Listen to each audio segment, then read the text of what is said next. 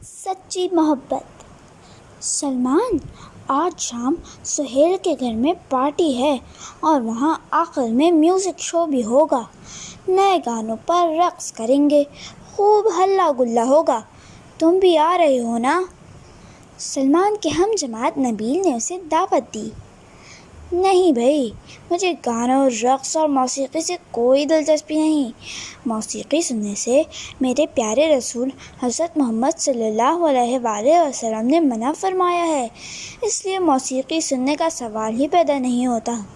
رہ گیا رقص تو جناب، یہ جسم اور یہ ہاتھ پاؤں اللہ تعالیٰ کی عبادت کے لیے بنائے گئے ہیں۔ یہ سب اعضاء اللہ پاک کی عطا کردہ نعمتیں ہیں، انہیں اللہ تعالیٰ اور حضرت محمد صلی اللہ علیہ وآلہ وسلم کے حکم ماننے کے لیے حرکت میں لانا ہے، نہ کہ بے ہنگم موسیقی پر اچھل کود کر کے ان نعمتوں کا غلط استعمال کرنا ہے۔ میرے پیارے دوست، میرے ابا جان بتاتے ہیں کہ کان، آنکھ، ہاتھ اور پاؤں سب کے بارے میں سوال ہوگا۔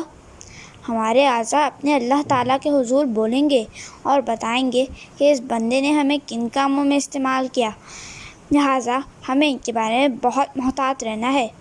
لیکن سلمان دوست، تفریح بھی تو کوئی چیز ہوتی ہے، اور ہمارے اسکولوں میں سالانہ تقریبات پر ترانے اور ڈرامے اسی میوزک کے ساتھ تو ہوتے ہیں۔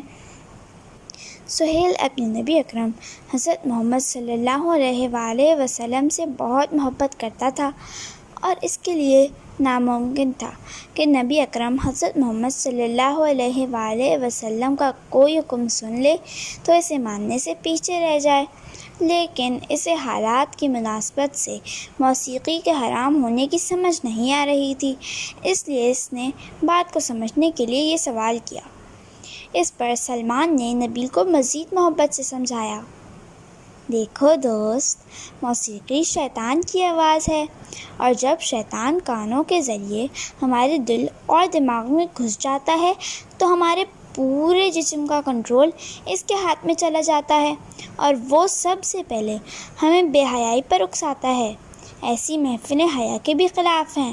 ہم مسلمان ہیں، حیا ہمارے ایمان کا حصہ ہے، اور پیارے رسول حضرت محمد صلی اللہ علیہ وآلہ وسلم کا یہ فرمان بھی تو ہے، الحیاء من الایمان، حیا ایمان سے ہے۔ بس ہمیں پیارے رسول حضرت محمد صلی اللہ علیہ وآلہ وسلم کے فرمان پر عمل کرتے ہوئے اپنی حیا کی حفاظت کرنی ہے، اپنے ایمان کو مضبوط بنانا ہے، صحابی رسول حضرت عثمان رضی اللہ تعالیٰ عنہ کی طرح باحیا بننا ہے۔ سلمان کی اپنے رسول اکرم صلی اللہ علیہ وآلہ وسلم سے محبت دیکھ کر نبیل نے بھی دل ہی دل میں موسیقی چھوڑنے اور نبی اکرم حضرت محمد صلی اللہ علیہ وسلم کے اس فرمان پر ساری زندگی عمل کرنے کے لیے اپنے رب سے دعا کی اور مدد مانگی۔